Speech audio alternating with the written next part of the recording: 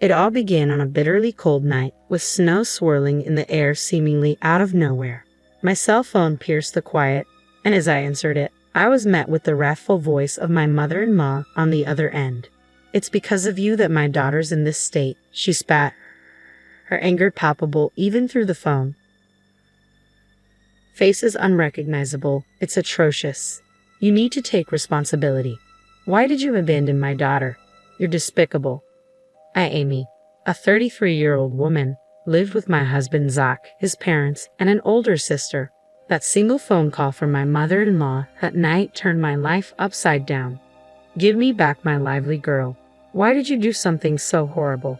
I swear I'll make you pay for this. I'll never forgive you. My mother-in-law's words poured like venom, making no sense out of shock. Mother-in-law, please calm down, I pleaded, attempting to console her despite my confusion. But her tirade continued unabated. You have no right to be calm at a time like this. It's all your fault, and yet you have the audacity to say such things. Why didn't you help her? Why did you abandon her? Her accusations echoed loudly, drowning out any attempt at rational conversation. Even as I urged her to speak slowly, it was as if my words fell on deaf ears. The vitriol persisted, fueled by her grief and anger. Eventually, my father-in-law took over the phone, his tone slightly calmer. Amy, I hope you understand what you've done.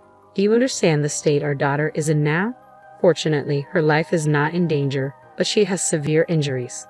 Why did you let her suffer like this? Feeling utterly bewildered, I confess, Father, I'm sorry. I really don't understand what you two are talking about. What on earth happened? His response left me dumbfounded. My sister-in-law, a single mother, lived with her young child just a 20-minute walk from our home. She had been dating the young boyfriend who frequently visited, a fact that shook me to my core. I had learned from Zach that he had a quick temper and had often resorted to violence against my sister-in-law. Apparently, his mood was particularly sour last night, and my sister-in-law endured more brutality than usual. Feeling their lives were in danger, she fled the house in a panic, clutching her child tightly as they disappeared into the falling snow. With nowhere else to turn, she thought of her brother, who lived nearby, and ran desperately toward our house, seeking refuge. She rang the doorbell, and I, being home at the time, answered. She stood there, her face bruised, gasping for breath, holding her child, the only clothing she had. Anyone could see at a glance that something was terribly wrong, but Zach showed no concern for his own sister. Instead, he appeared irritated and said, "If I let people in without permission, Amy will get mad. Sorry, but can you go home? She's scary when she's angry. You understand, right? Please leave." With that, he turned her away. My sister-in-law couldn't believe her brother's callousness, but she was in immediate danger and needed to find somewhere to hide. In tears, she begged him to at least lend her money for a hotel. But Zach's response was even more shocking. "There's no way I have that kind of money. There's money in the house, but there's no way Amy would let me use it without permission. If I did something like that, she'd divorce me. Sorry, but could you try somewhere else? It's cold, so I'm going in. See you." And with that, he closed the door, leaving my sister-in-law and her child in utter despair. They trudged back through the snow, fearing they would freeze to death, and reluctantly returned home, only to face even worse violence from her enraged boyfriend. She was beaten until her face was unrecognizable, and her child was kicked until losing consciousness. She tried to stop him by clinging to her boyfriend, but the violence only escalated, and her screams echoed through the neighborhood along with the sound of breaking dishes and destruction. A passerby, alarmed by the commotion, reported it to the police. Afterward, my sister-in-law and her child, battered and collapsed, were found and immediately rushed to the hospital in an ambulance. Though conscious, they were severely injured and required hospitalization with a prognosis of 1 month for full recovery. I arrived home late last night due to work, and my sister-in-law hadn't shown up by then. If I had been there, I would never have turned her away. Had I seen her in that state, I would have deemed it dangerous, let her in, and promptly called the police. It bewilders me why my in-laws believe I turned her away. Despite the shock of such a terrible incident happening to my sister-in-law, I couldn't grasp the reality of my in-laws blaming me. I felt deeply confused, especially under my father-in-law's relentless accusations. I knew I had to clear up the misunderstanding. Frantically, I explained that I wasn't home when my sister-in-law came by. I had been working late at the cafe run. If I had been home, I would have noticed her unusual behavior and let her in. I would never turn her away. Please give me some time to figure out what happened. Although he wasn't convinced, he seemed to cool down and hung up the phone. That day, I was working late at my cafe, developing a new menu. I had informed Zach about the expected time I'd be home, but I ended up working longer. I missed the last subway and had to take a taxi, not arriving home until past midnight. When I got home, I saw Zach, but he didn't mention a thing about his sister. I was confused about his actions. However, when I confronted him after he came home from work that night, his response was shocking. I could tell something was wrong when she showed up, but I was just about to enjoy my beer, and it was cold outside, so I wanted to close the door quickly. Plus, I didn't think there was anything I could do about it. I couldn't hide my anger at his selfish excuse. Didn't you feel anything seeing her like that? Why couldn't you at least let her in?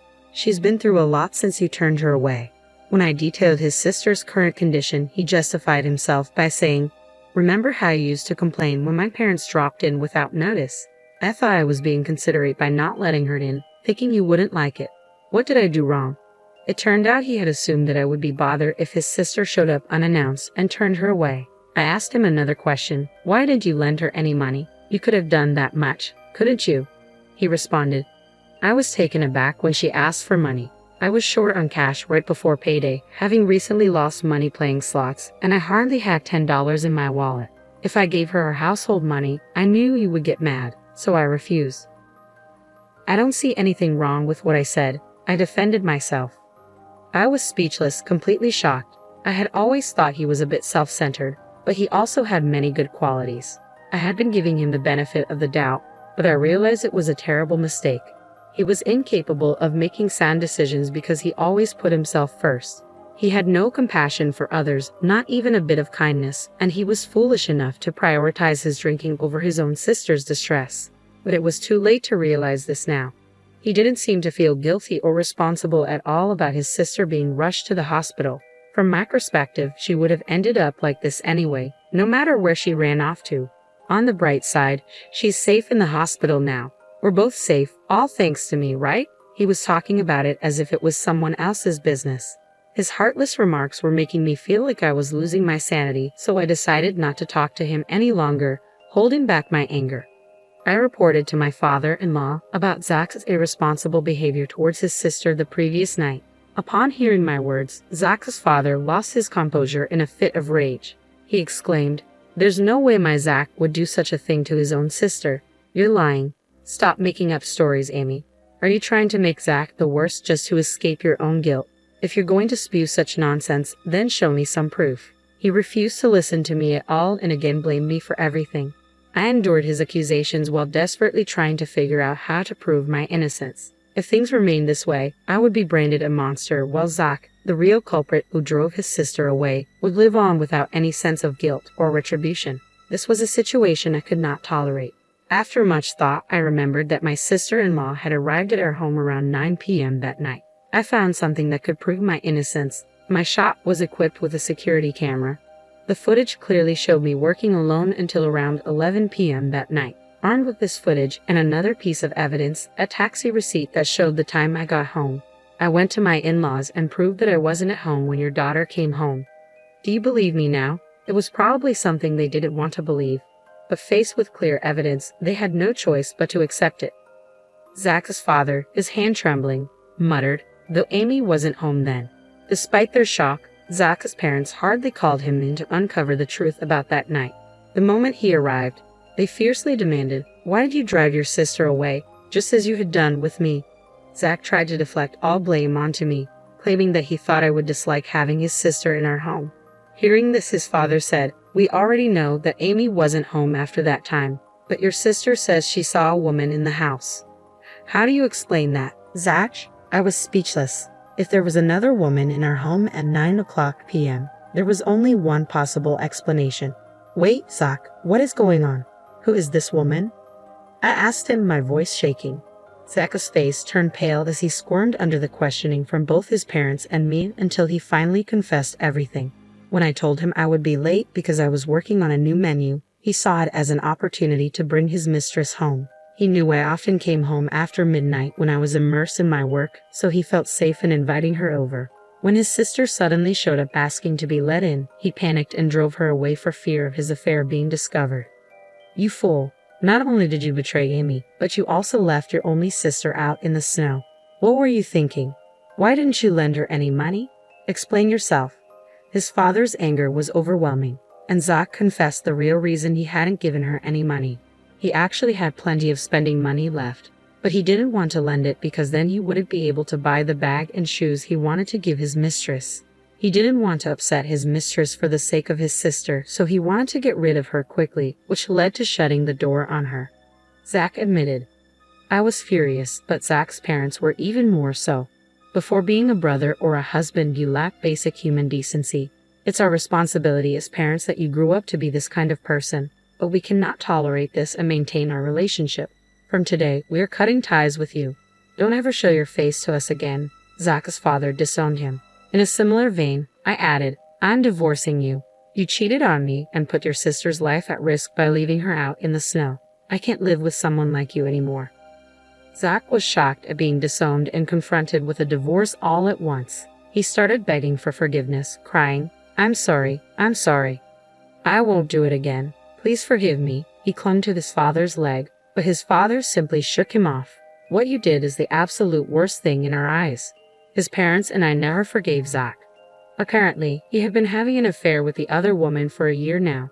The mistress was a co-worker at his company whom he'd been secretly bringing to our house when I wasn't around. It was infuriating to learn I've been betrayed behind my back for so long. Zach even tried to blame his treatment of my sister-in-law on me, which only added to my anger. So I had no second thought about divorcing him. I made Zach sign the divorce papers and immediately submitted them. Right after, I headed to a law firm, hired a lawyer, and filed for substantial damages from both Zach and his mistress. I also called Zach's boss, who had been our matchmaker at our wedding, and reported through my tears that we were getting a divorce. I told him everything about Zach's affair and his mistress. Zach's boss, a man who despised anything against human decency, had repeatedly told Zach at our wedding to never betray his wife. As expected, he was furious when he learned about the infidelity. Word reached upper management, and on his boss's advice, Zach was transferred to a branch office in the countryside. His mistress was moved to a different department where she was made to sort documents all day. However, my sister-in-law's revenge against the two was even more ruthless. Still suffering from the after effects of her injuries, she deeply resented Zach's actions that day. To vent her hatred, she did something even more extreme than what I did. By coincidence, she was working at one of Zach's company's clients and knew some of Zach's colleagues. Using her connections, she revealed and spread within the company the cruelty she and her child had suffered that day. The company's employees, who had thought the divorce was due only to the affair, were shocked to learn the truth. Zach's abandonment of his own sister to cover up his affair was a huge shock to everyone in the company. The rumor quickly spread throughout the company, and Zach was universally suspected of being a terrible human being. Once he was ostracized by everyone, his work was impacted, and after a while, he was demoted. He couldn't stand being avoided by everyone and found it hard to continue working at his new posts, so he ended up quitting. To pay me the high alimony, he drained his savings and is still paying me by working live-in part-time jobs. Almost all his salary goes towards the payment, and I've heard he can't even afford a coat for winter and shivers in thin t-shirts. As for the mistress, she stubbornly clung to her job amidst the judgmental glances of her co-workers, despite my demand for damages after consulting my lawyer. I decided to ask her parents for the payment. When her parents learned about it, they were shocked and immediately made their daughter pay the full amount.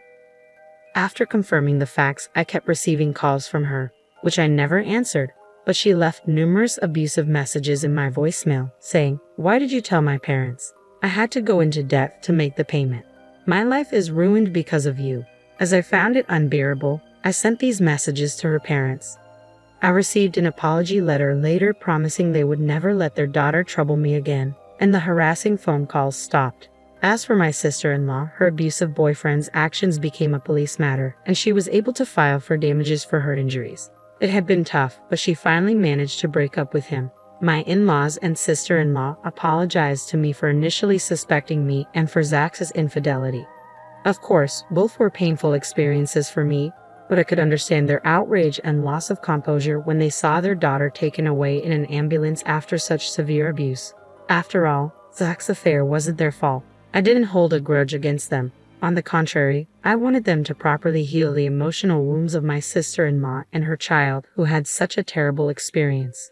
If I were in their shoes, I'm sure my parents would have reacted the same way. Furthermore, my in-laws and sister-in-law are fundamentally decent people. Now that I've divorced Zach, I'll probably never see them again as they are now strangers to me. But I sincerely wish them well and hope they take care of themselves. I moved closer to the cafe run since it's within walking distance. I no longer have to worry about the last train, and I can devote my time to coming up with new menu ideas. Though I was thrown around by unexpected events, I probably wouldn't have been happy if I continued to be married. There are things one must never do as a human being. I firmly intend to always keep that in mind and live a life I can be proud of. That's what I strongly believe.